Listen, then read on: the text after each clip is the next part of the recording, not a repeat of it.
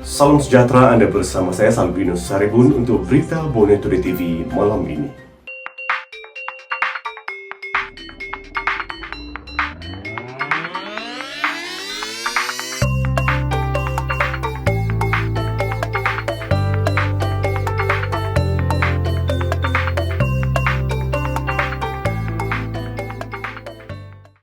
Bantuan pakar perubatan dari China akan membantu membendung penularan wabak COVID-19 di Sabah dengan lebih berkesan. Kerajaan Sabah yakin bantuan pakar perubatan dari China akan membantu menangani penularan wabak COVID-19 di negeri ini dengan lebih berkesan. Ketua Menteri Datuk Seri Panglima Haji Muhammad Syafiee bin Haji Abdal berkata, beliau akan menguruskan agar sistem dan pendekatan terbaik yang telah dilaksanakan di China diaplikasikan di negeri ini. Datuk Seri Muhammad Syafiee menerima kunjungan delegasi pakar perubatan dari China di Pusat Pentadbiran Negeri Sabah PPNS di Kota Kinabalu hari ini.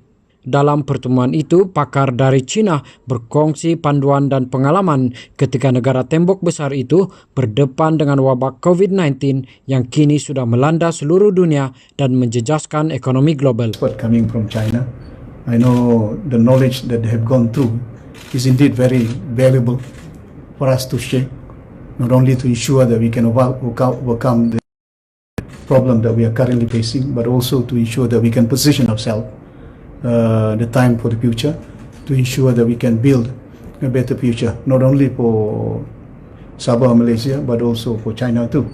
You know, we need each other to ensure that we can grow, not only as neighboring countries, but also as a region within this part of the world, on how we can share knowledge, but also how we can share wealth. I'm sure that it is not going to be easy for us to go back to the normal kind of environment that we have gone through all this while, or last couple of years ago.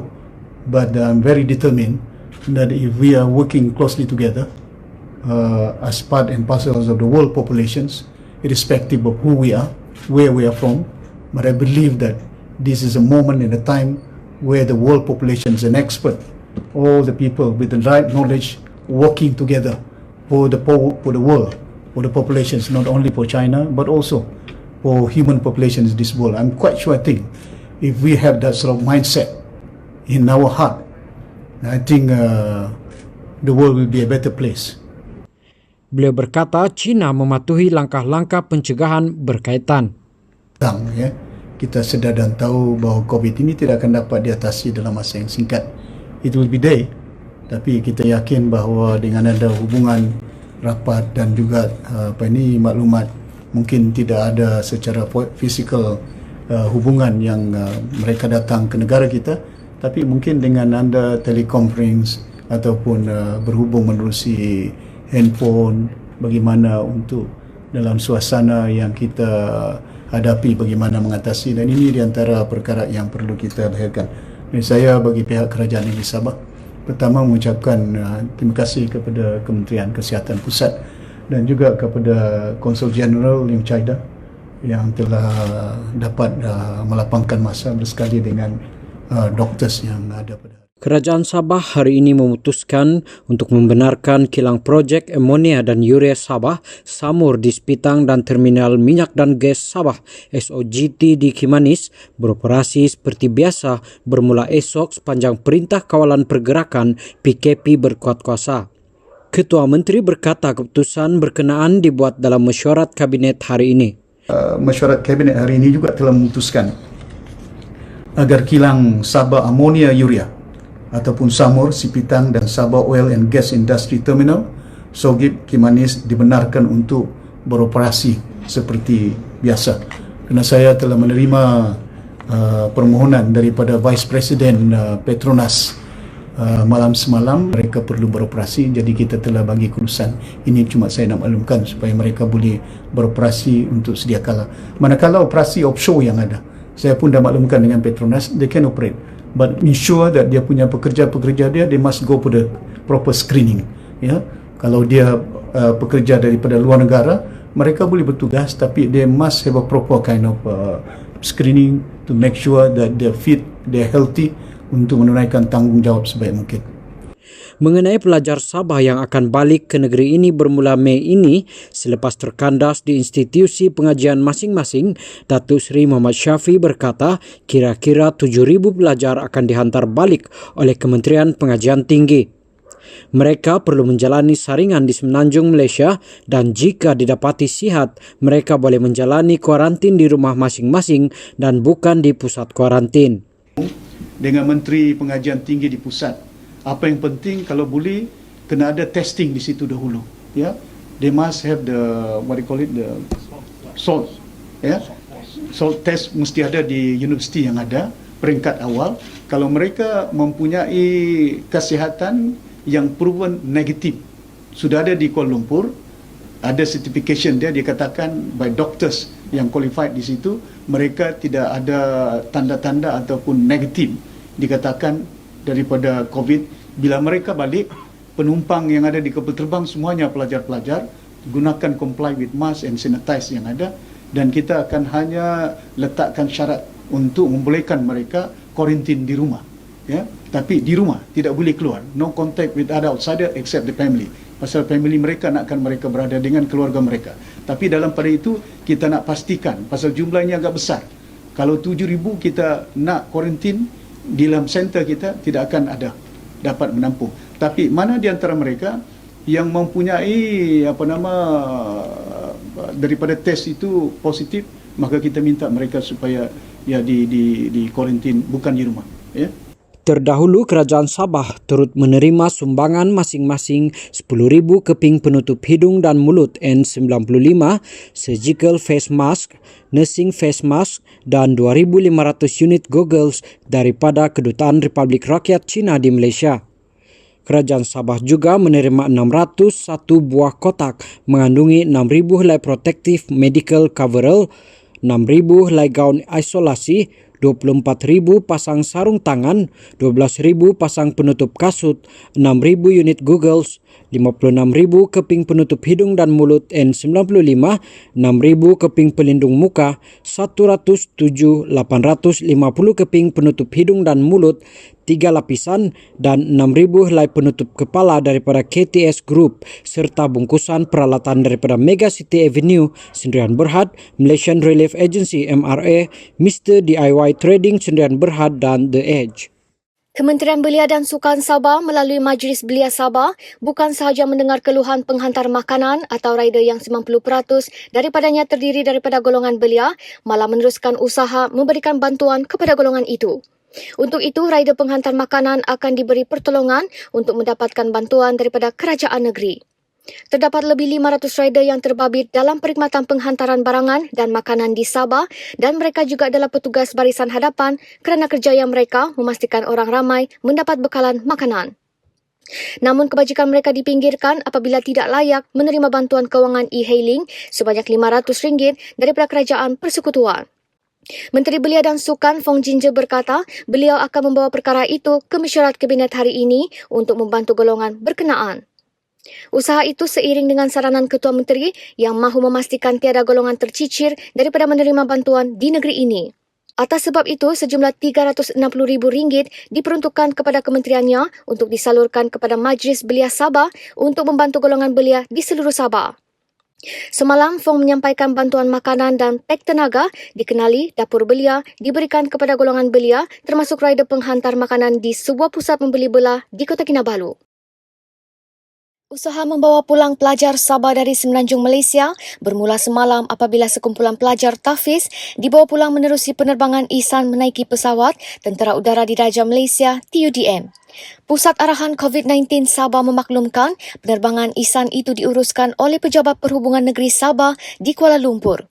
Turut terlibat dalam usaha membawa pulang pelajar Tafiz itu adalah Agensi Pengurusan Bencana Negara, NATMA dan Jabatan Perdana Menteri. Proses pengambilan sampel dan kuarantin akan dilakukan ke atas pelajar Institusi Pengajian Tinggi IPT dari Sabah yang dijangka pulang ke rumah masing-masing bermula 1 Mei ini dari Semenanjung Malaysia. Pengarah Jabatan Kesihatan Sabah, Datuk Dr. Christina Rundi, memaklumkan perkara itu susulan menerima banyak pertanyaan mengenai langkah-langkah yang akan diambil berikutan kebenaran pergerakan pulang pelajar IPT ke kampung halaman. Beliau berkata Jabatan Kesihatan Negeri Sabah akan mengambil langkah-langkah yang bersesuaian untuk mengelakkan penyebaran jangkitan COVID-19 dalam kalangan masyarakat sebelum mereka dibenarkan balik ke pangkuan keluarga mereka. Terdahulu, kerajaan telah membenarkan kira-kira 100,000 pelajar IPT awam dan swasta di seluruh negara yang berada di kampus untuk pulang ke rumah masing-masing. Cari ikan untuk sahur, berpusing-pusing di pekan jumpa kawan, ibu saudara dan beli air dalam mesin antara alasan yang diberikan oleh 6 individu termasuk seorang wanita yang ditahan polis di Jalan Membakut Jaya, Beaufort malam tadi kerana ingkar perintah kawalan pergerakan PKP. Semua suspek berusia 37 hingga 61 tahun ditahan sepasukan polis yang menjalankan pemeriksaan mengejut opt COVID-19 selama 2 jam bermula jam 8.30 malam tadi. Ketua Polis Daerah Beaufort Deputy Superintendent Azmir Abdul Razak berkata, semua suspek terbabit didapati bergerak keluar dari kediaman masing-masing dan berada di tempat awam tanpa alasan yang dibenarkan. Katanya mereka didapati melanggar undang-undang mengikut peraturan-peraturan pencegahan dan pengawalan penyakit berjangkit, langkah-langkah di dalam kawasan tempatan 2020. Terdahulu, pada sebelah petang, seorang lelaki berusia 47 tahun yang terbaring di depan sebuah sekolah di Kampung Karangan Beaufort akibat mabuk turut ditahan kerana ingkar PKP. Sementara itu, dalam kes berasingan, seorang lelaki warga Filipina berusia 22 tahun ditahan di depan sebuah surau di Kampung Padas Valley, Beaufort, semalam atas kesalahan sama. Suspek menyatakan pergi ke surau itu untuk solat dan turut disiasat mengikut Akta Imigresen 1959 Palang 63 kerana tidak mempunyai dokumen pengenalan diri. Seorang lelaki warga Filipina berusia 48 tahun ditahan sepasukan anggota pasukan polis Marine PPM Sandakan kerana cuba membawa keluar barang kawalan tanpa permit di perairan Inner Buoy Pulau Berhala petang semalam. Komander PPM Wilayah 4 Sabah, Assistant Commissioner Muhammad Fajri Ali berkata, pemeriksaan ke atas bot terbabit menemui 150 bungkus minyak masak, 50 bungkus gula kasar dan 30 kotak tepung gandum serta pelbagai barang runcit. Suspek gagal menunjukkan permit atau surat kelulusan daripada Kementerian Perdagangan Dalam Negeri dan Hal Ehwal Pengguna ke atas semua barang kawalan yang dibawa. Suspek dan barang rampasan termasuk bot dibawa ke pangkalan PPM Sandakan untuk tindakan lanjut. Nilai keseluruhan rampasan dianggarkan RM54,083. Kes disiasat mengikut Seksyen 21 Akta Kawalan Bekalan 1961 dan dibaca bersama peraturan-peraturan kawalan bekalan. Di Pitas, 28 orang dari 5 keluarga hilang tempat tinggal dalam kebakaran yang memusnahkan 3 rumah di Kampung Rosop pagi tadi. 7 anggota bersama 2 jentera dan sebuah kenderaan utiliti dari Balai Bomba dan Penyelamat Kota Marudu dikejarkan ke lokasi sejurus menerima panggilan kecemasan 5.47 minit pagi tadi. Kecekapan bomba berjaya menyelamatkan 4 rumah, sebuah masjid, sebuah premis Jabatan Kemajuan Masyarakat dan sebuah rumah burung walid yang terletak berhampiran daripada turut disambar api. Kebakaran dapat dikawal 6.33 minit pagi. Tiada kecederaan dan kemalangan jiwa dilaporkan. Manakala puncak kebakaran dan jumlah kerugian masih disiasat. Di Semporna, 4 lot kedai runcit musnah sepenuhnya dalam kebakaran di Kampung Pinang, Kalumpang pagi tadi. Sepasukan 16 pegawai dan anggota dari Balai Bomba dan Penyelamat Semporna dikejarkan ke lokasi kejadian yang terletak kira-kira 60 km dari Balai sejurus panggilan kecemasan diterima pada jam 7.11 minit pagi tadi. 4 daripada lot kedai itu musnah sepenuhnya, manakala 1 lagi berjaya diselamatkan. Operasi memadam kebakaran tamat sepenuhnya pada jam 11.22 minit pagi tadi. Tiada kemalangan jiwa atau kecederaan dilaporkan, punca kejadian dan jumlah kerugian masih disiasat. Penduduk di Kampung Bokara Sandakan dikejutkan dengan fenomena belalai air yang merentasi perairan Batu Sapi awal pagi tadi. Penduduk mendakwa fenomena alam itu berlangsung selama kira-kira 15 minit dan dipercayai berlaku kira-kira pukul 1 pagi dengan gambar kejadian terbabit yang dirakam orang awam turut tular di media sosial hari ini. Seorang penduduk Kampung Bokara, Rosalin Hashim berkata, beliau masih berjaga ketika kejadian itu dan menyangka bunyi deruan yang didengar cuma angin biasa. Katanya ini kejadian pertama belalai air di Batu Sapi dan beliau bersyukur sebab tiada kejadian tidak diingini berlaku. Sementara itu, Pengarah Meteorologi Sabah Amir Zudi Hashim berkata, Pusat Operasi Cuaca dan Gempa Bumi Sabah yang beroperasi 24 jam tidak menerima sebarang laporan rasmi daripada orang awam mengenai kejadian itu. Jika berdasarkan gambar yang tular, katanya, ia adalah cuaca biasa yang dipanggil awan corong. Awan yang berbentuk corong itu sebenarnya adalah titisan air dalam pusaran udara. Apabila udara berpusar menaik, udara hangat menyejuk dan kondensasi wap air berlaku lalu membentuk corong awan. Corong awan biasanya terbentuk daripada awan cumulonimbus atau cumulus dan tidak mencecah tanah. Biasanya ia berlaku pada masa singkat dan tidak berbahaya, melainkan jika ia mencecah tanah, katanya. Amir Zuddin bagaimanapun menasihatkan orang ramai, terutama nelayan, agar menghindari belalai air kerana boleh menyebabkan kejadian angin kencang.